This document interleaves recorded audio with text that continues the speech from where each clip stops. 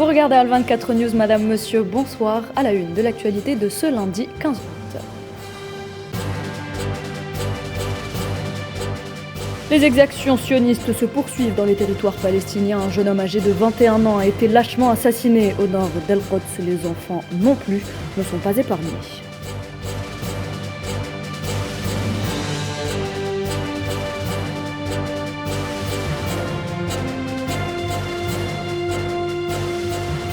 L'entité sioniste récidive et lance une nouvelle agression contre la Syrie à partir du Liban, ce qui augmente significativement les tensions dans la région.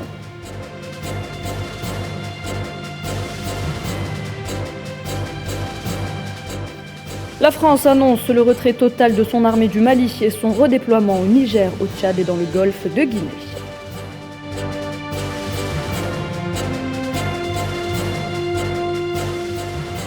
Et les tensions s'exacerbent autour de Taïwan. Pékin lance de nouvelles mises en garde.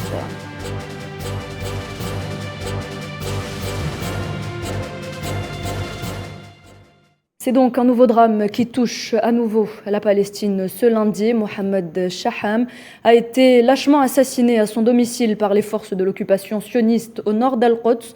Le jeune Palestinien était âgé de 21 ans. Il s'agit d'une énième agression de l'entité sioniste sur laquelle revient justement Inès Loghraïeb. D'une balle dans la tête tirée à bout portant, les forces sionistes ôtent la vie à Mohamed Shaham. Les forces israéliennes justifient cet acte barbare par le fait que le jeune Palestinien, âgé de 21 ans, aurait tenté de poignarder des membres de l'armée sioniste pendant qu'il recherchait des armes dans le quartier de Kafr Uqab à El-Quds Est.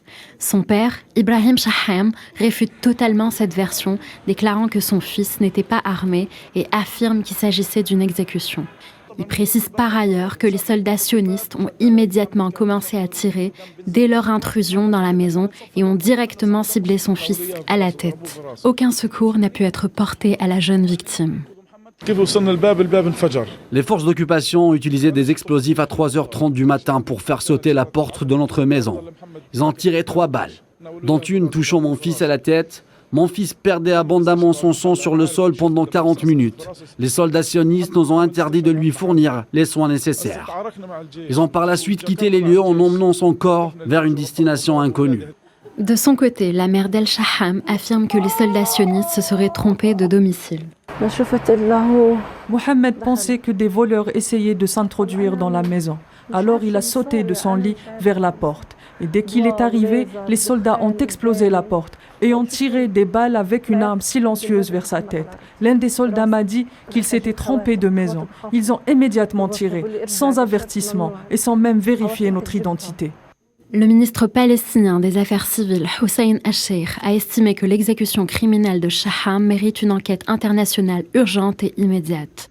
Il tient le gouvernement sioniste entièrement et directement responsable de ce crime et considère que les forces d'occupation l'ont commis de manière odieuse et raciste comme une nouvelle preuve de l'absence de dissuasion et de protection internationale pour le peuple palestinien et du mépris de la communauté internationale pour les crimes de l'occupation qui se produisent quotidiennement sans aucune responsabilité. Et les enfants sont les premières victimes des exactions sionistes, victimes innocentes abattues froidement et sans raison par l'occupant. Le dernier bilan date fait état de 16 enfants tués dans les dernières attaques sur Gaza, un nombre que déplore la haute commissaire de l'ONU aux droits de l'homme, Michelle Bachelet. Elle appelle les responsables à rendre des comptes. Naïlaït Hamouda. Les enfants, premières victimes du conflit à Gaza. Des victimes innocentes froidement abattues et sans aucun justificatif par les forces d'occupation sionistes. Michelle Bachelet, la chef des droits de l'homme de l'ONU, tire la sonnette d'alarme. Le nombre d'enfants palestiniens tués lors de la dernière escalade de violence à Gaza est choquant. Elle dénonce le meurtre inadmissible d'enfants palestiniens. Michelle Bachelet appelle à l'ouverture d'enquêtes sur ces enfants martyrs. La semaine dernière, 19 enfants palestiniens ont été tués dans le territoire palestinien occupé, portant le nombre de morts depuis le début de l'année à 37. Le nombre si élevé d'enfants tués ou blessés cette année est inadmissible. Cette situation ne laisse pas certaines célébrités indifférentes. Elles affichent leur solidarité avec les enfants palestiniens. C'est comme le cas de Roger Waters, auteur, compositeur, interprète, un fondateur du groupe de rock Pink Floyd et un fervent défenseur de la cause palestinienne. Une position qui n'a toujours pas ravi la presse occidentale et les lobbies sionistes. C'était sur sa page Twitter, alors qu'il lisait devant la caméra un article sur le site d'information Mondways racontant l'histoire d'un petit garçon de la bande de Gaza. Je ne veux pas que ma mère souffre, comme les mères des enfants qui ont été tués. J'aimerais vraiment pouvoir me reposer ou qu'un psychologue m'aide comme d'autres personnes dans le monde qui souffrent des guerres. Personne, pendant ou après la guerre, ne me demande à moi ou à ma famille comment ça va.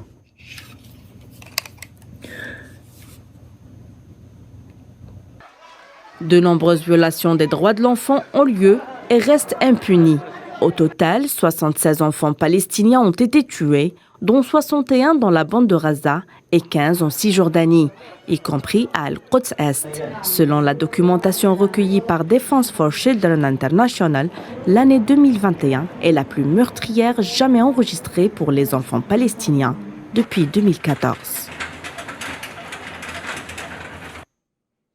Et pour en parler justement, nous avons en direct avec nous Monsieur François Deroche. Bonsoir.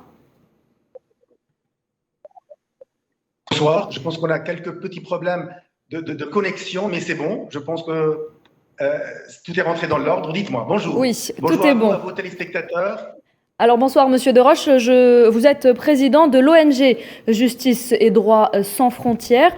Monsieur Deroche, que prévoit le droit international contre les meurtres d'enfants en temps de conflit ? Eh bien, le droit international est très clair. Le droit international, il dit que les enfants sont confrontés à toute une gamme de dangers pendant une guerre et contre lesquels une protection spéciale est prévue par ce qu'on appelle par le droit international humanitaire et par les instruments également pertinents relatifs aux droits de l'enfant. Les enfants bénéficient de la protection générale, bien entendu, qui est garantie aux non-combattants, et en plus, leurs besoins spéciaux, c'est-à-dire l'assistance médicale, la nourriture, les abris et le vêtement. Et ils sont reconnus par les conventions internationales, et notamment les conventions de Genève et leur protocole de 1977. Alors, Monsieur Deroche, selon des études, 20% des enfants palestiniens meurent avant d'avoir atteint l'âge de 5 ans. Qu'encourt l'entité sioniste si le droit international venait à être appliqué ?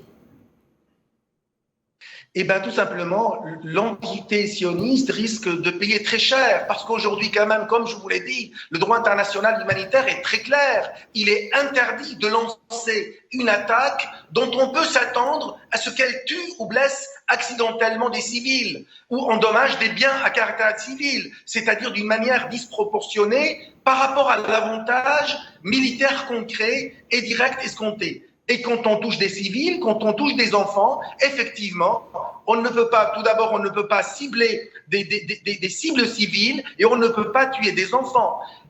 Là, vous avez parlé des morts palestiniens, enfin des enfants morts palestiniens, mais il faut parler des 160 blessés. Les 160 blessés, c'est ce qui coûte le plus cher à la société. Un blessé coûte, en matière d'assurance, beaucoup plus cher qu'un enfant qui est mort ou qu'un adulte qui est mort, qui est décédé. Un adulte décédé, il est décédé.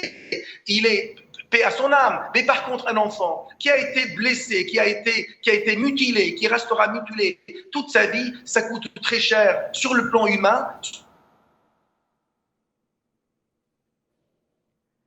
Alors, il semblerait que nous ayons un problème de connexion. On remercie M. Deroche d'avoir accepté de répondre à nos questions. Je rappelle que M. Deroche est président de l'ONG Justice et Droit sans frontières. L'entité sioniste, donc, en conflit également avec le Liban, a violé une fois de plus l'espace aérien libanais hier soir. L'aviation sioniste a survolé à basse altitude plusieurs régions libanaises après des frappes menées contre des cibles militaires syriennes et du Hezbollah dans la ville côtière syrienne de Tartus. Autre agression sioniste qui s'ajoute à la longue série de raids perpétrés contre la Syrie, la double agression contre les environs de Tartus et de la capitale Damas. Donc la capitale syrienne a été perpétrée depuis le territoire libanais, ce qui constitue une autre violation flagrante contre le droit international. Les détails avec Sofiane Baroudi.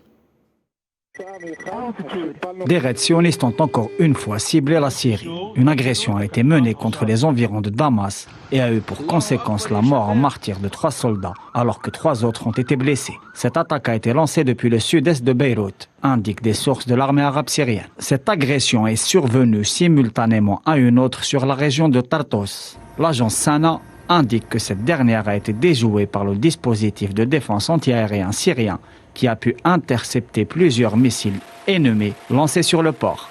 À ce propos, le ministère des Affaires étrangères libanais a condamné cette agression ainsi que la violation du territoire libanais par l'armée d'occupation sioniste afin de frapper la Syrie. Le Liban se prépare à saisir le Conseil de sécurité de l'ONU, exigeant de l'instance internationale de mettre fin aux exactions récurrentes contre sa souveraineté. Plusieurs réactions d'indignation et de condamnation, ainsi que des expressions de soutien avec la République arabe syrienne ont été émises par un nombre d'organisations, à l'instar du Front populaire pour la libération de la Palestine ou encore du Hamas, qui a argué que le terrorisme sioniste continue et que son expansion dans la région doit être affrontée par une position unifiée de toutes les forces vives de la nation arabe. Pour rappel, cette agression survient une semaine après celle intentée contre la bande de Gaza, sous blocus, et vient s'ajouter à une longue liste d'actions armées ciblant la Syrie. La dernière en date, au début du mois, a été menée contre la zone sud de Tartus.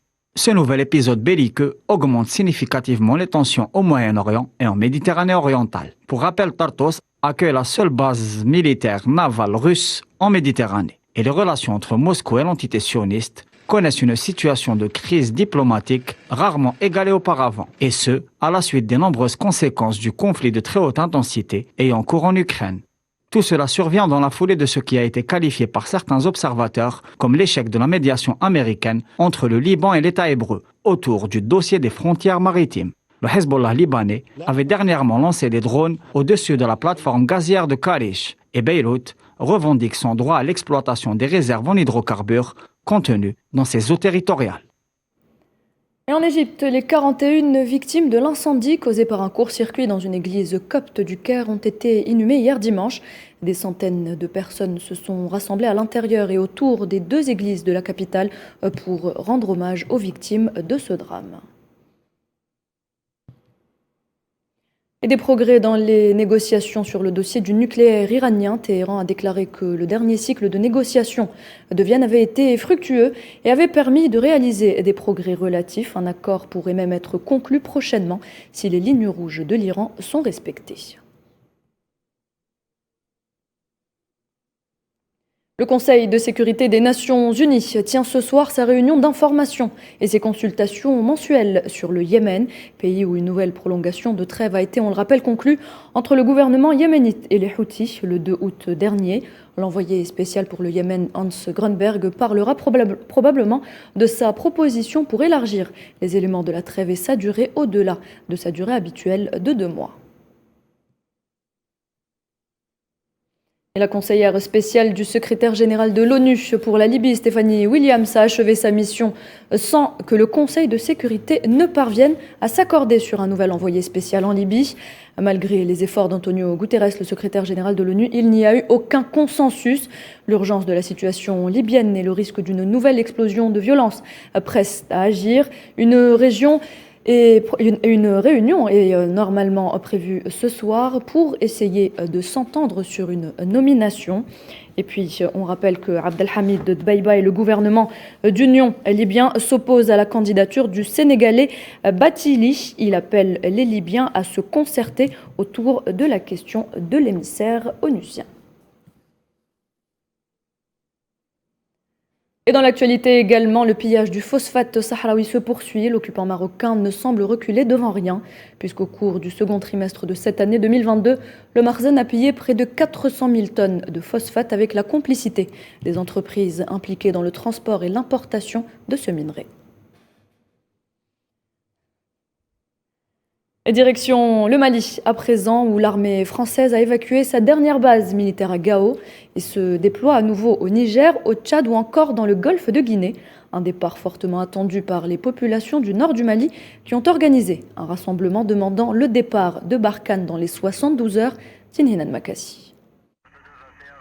L'armée française a remis les clés de sa dernière base militaire au nord du Mali, plus précisément à Gao, aux forces de l'armée malienne. Ces soldats engagés dans l'opération Barkhane ont déjà franchi la frontière malienne pour se déployer au Niger voisin, mais aussi au Tchad et au golfe de Guinée. Des manifestants à Gao ont exprimé hier encore leur volonté de voir les soldats de la force Barkhane quitter le Mali, après plus de 7 ans d'intervention. À noter que ce n'est pas la première fois que les Maliens expriment leur volonté de voir les soldats étrangers quitter leur territoire, en raison du manque d'efficacité quant à la lutte contre le terrorisme. Ce départ a commencé au mois de février dernier, suite à un désaccord entre les autorités de la transition malienne et le gouvernement français, concernant notamment la coopération sécuritaire. Cela dit, selon des observateurs, les accords ont été rompus puisque les objectifs affichés par la France dans son engagement dans la lutte antiterroriste n'ont pas été atteints. Par ailleurs, Assimi Goïta, président de la transition, a reçu ce lundi son homologue sénégalais Macky Sall, un des membres influents de la CEDEAO et président en exercice de l'Union africaine. Il a été évidemment question lors de cette rencontre de la bonne marche que suit la transition ainsi que de la coopération entre l'Union africaine et le Mali. Toujours au Mali, les 49 militaires ivoiriens détenus depuis le 10 juillet dernier à Bamako ont été inculpés et écroués pour atteinte à la sûreté de l'État. Ils sont accusés par les autorités maliennes d'être des mercenaires, ce que nie catégoriquement Abidjan. Et William Ruto remporte l'élection présidentielle au Kenya face à Raila Odinga. L'annonce est toutefois entachée de controverses puisque plusieurs membres de la commission électorale ont rejeté les résultats après 6 jours d'attente. La Russie, de son côté, annonce sa volonté de développer des coopérations internationales en matière d'armement. Le président russe Vladimir Poutine l'a annoncé ce lundi tout en assurant que les armes russes avaient fait leurs preuves sur le champ de bataille.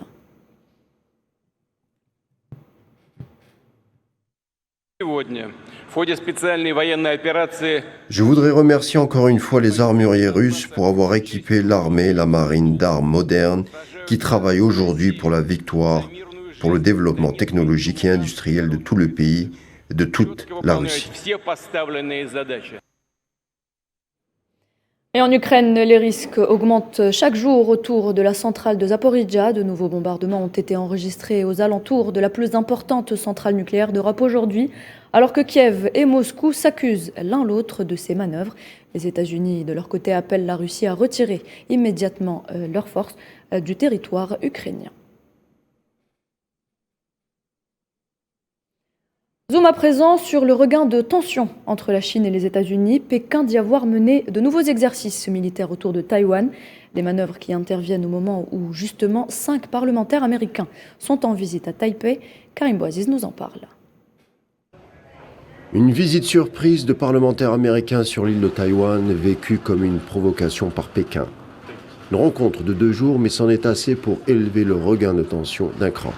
Surtout que les officiels taïwanais mettent les petits plats dans les grands, puisque la présidente Tsai Ing-wen a rencontré l'ensemble de la délégation et en grande pompe. Une visite de 5 parlementaires sur l'île qui survient à peine 2 semaines après le passage de la présidente de la Chambre des représentants des États-Unis, Nancy Pelosi. Visite qui avait tenu la planète en émoi, puisque le commun se doutait que Pékin n'allait pas rester quoi.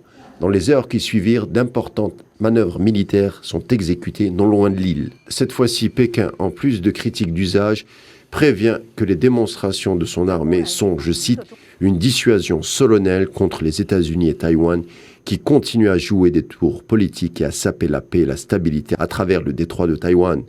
De son côté, le ministère de la Défense taïwanais, dans son point quotidien, a affirmé hier avoir détecté 22 avions et 6 navires chinois opérant près du détroit. 11 des avions ont dépassé la ligne médiane, qui est une démarcation non officielle entre Taïwan et la Chine que Pékin ne reconnaît pas. L'intensité des exercices de la Chine, couplée à son retrait récemment des négociations internationales autour du climat, ont suscité l'indignation des pays occidentaux. Mais Pékin appuie que sa politique n'est qu'une réponse appropriée face à la provocation américaine. Une foule composée essentiellement de talibans s'est rassemblée aujourd'hui à Kaboul, en Afghanistan, pour célébrer le premier anniversaire de leur retour au pouvoir, un jour décrété férié et qui marque également une forte régression des droits des femmes et une profonde crise humanitaire dans le pays.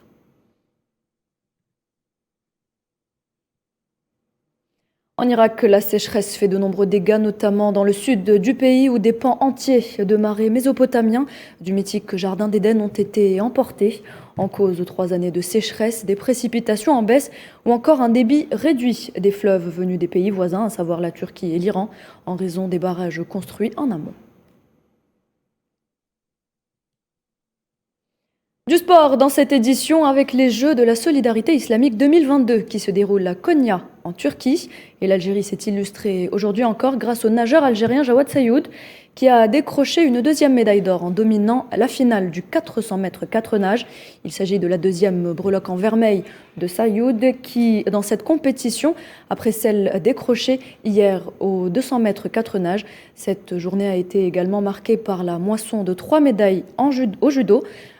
Une en or, une en argent et une en bronze. La médaille d'or a été l'œuvre d'Amina Belkadi chez les moins de 63 kg. Celle en argent est revenue à Yamina Halata dans les moins de 57 kg, alors que Iman Rezoug a glané le bronze chez les moins de 48 kg avec ses nouvelles médailles. La moisson algérienne s'élève désormais à 22 breloques, 7 en or, 7 en argent et 8 en bronze. Et puis sport toujours avec du football, cette fois-ci, et le derby qui a opposé hier Chelsea à Tottenham. Une rencontre qui a retenu toute l'attention malgré le spectacle sur le terrain et le scénario complètement fou de ce match. Ce qui fait beaucoup parler depuis la fin de la rencontre, eh bien, c'est l'incroyable altercation entre les deux coachs, Thomas Tuchel et Antonio Conte. Alors que Chelsea dominait la rencontre, Tottenham a égalisé à la 68e minute, ce qui a provoqué la folie de son entraîneur qui s'est empressé d'aller chambrer le banc adverse, alors que le match s'est soldé par un score de parité de buts partout.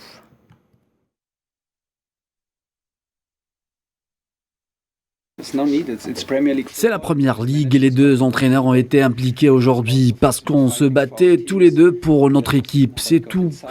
Personne n'a été insulté, personne n'a été blessé. Nous ne nous sommes pas battus à coups de poing ou autre. Pour moi, ce n'est pas un gros problème. Ça faisait partie de la journée et ça chauffait bien sûr, mais rien de grave. Mais honnêtement, l'arbitre m'a donné un carton rouge sans comprendre la dynamique de ce qui s'était passé avant. Mais c'est bon, je dois l'accepter. Mais je répète que ce n'est pas un gros problème. Ce n'est pas très important. S'il y a un problème, c'est seulement entre moi et l'autre coach. Et en direct du Sénégal, nous rejoint Salif Diallo, journaliste sportif, pour parler de la rencontre chez Chelsea-Tottenham et plus précisément du premier match de Khalilou Koulibaly, buteur lors de cette rencontre. Bonsoir. Bonsoir madame. Alors peut-on dire que c'est un transfert réussi pour Koulibaly qui était l'un des piliers de Naples, rappelons-le, surtout qu'on est à 3 mois de la prochaine Coupe du Monde? Les supporters sénégalais, merci de m'inviter sur votre plateau. Oui, les Sénégalais ont applaudi ce transfert-là. Bon, en quittant Naples pour aller à Chelsea, on va au-dessus. Chelsea est largement au-dessus de Naples. Chelsea fait partie des équipes qui ont déjà gagné 2 fois la Ligue des Champions, qui peuvent en gagner. Ce n'est pas le cas de Naples, qui, malgré qu'il soit un des gros bras du football italien, mais n'est pas au niveau de Chelsea. Ensuite, Khalilou Koulibaly, qui est notre capitaine, il va retrouver un autre membre de la colonne vertébrale du football sénégalais, le gardien international Edouard Mendy. Donc, cette signature, les Sénégalais ont applaudi. Les Sénégalais étaient hier très nombreux devant le téléviseur pour voir les deux internationaux sénégalais, plus encore Khalilou Koulibaly, dont c'était le 2e match officiel avec Chelsea.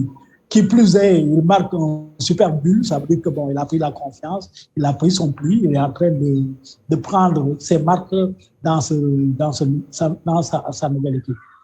Alors, Koulibaly n'est pas le seul joueur sénégalais à avoir été transféré. Il y a aussi Sadio Mané qui est parti pour le Bayern de Munich. Que dire de ce transfert Et dans quel état se trouve le Sénégal avant le mondial? Les gens étaient très heureux parce que les Sénégalais, la plupart des supporters sénégalais ne sont pas certains que Sadio Mané soit respecté à Liverpool. Il a fait beaucoup de choses pour Liverpool, mais les gens n'ont pas l'impression qu'il est jugé au même niveau que les stars de Liverpool. Je veux parler de l'Égyptien Mohamed Salah, mais aussi je veux parler de Anderson, je veux parler des autres stars de Liverpool. C'est pourquoi le transfert là, Sadio Mané l'a voulu, mais d'abord c'est les Sénégalais qui l'ont voulu, parce que les Sénégalais n'ont jamais compris que quand Sadio Mané a gagné son premier titre de champion d'Afrique, a été élu meilleur joueur africain de cette Coupe d'Afrique, que les Reds, Liverpool ne l'ait pas célébré. Les gens n'ont jamais rien compris. C'est pourquoi quand un grand nom du football européen, un grand nom du football mondial qui se trouve être le Bayern de Munich, quand il l'a transféré, mais les gens ont été super heureux. Et ensuite, on a vu que le Bayern a mis les petits plats dans l'écran pour recevoir la star sénégalaise. Parce que Sadio Mané, c'est la star numéro 1 du Sénégal. Aujourd'hui, beaucoup d'anciens supporters de Liverpool ont complètement déménagé pour aller devenir des supporters du Bayern de Munich. C'est le côté positif de la chose. Il y a des côtés un peu moins gays. Monsieur Salif, oui. Diallo, alors Sadio Mané est nominé au Ballon d'Or. Quel est votre commentaire là-dessus? Bon, c'est une très bonne chose, mais même si on sait, moi je vais être franc avec vous, on pense que Karim Benzema va être le Ballon d'Or par rapport à tout ce qu'il a fait. Parce que Sadio Mané a fait une bonne saison, une très bonne saison, mais Karim Benzema a fait une saison extraordinaire. Il faut avoir l'honnêteté de le dire. Aujourd'hui, le meilleur joueur du monde, la saison 2021-2022, ça reste Karim Benzema, l'attaquant français du Real Madrid.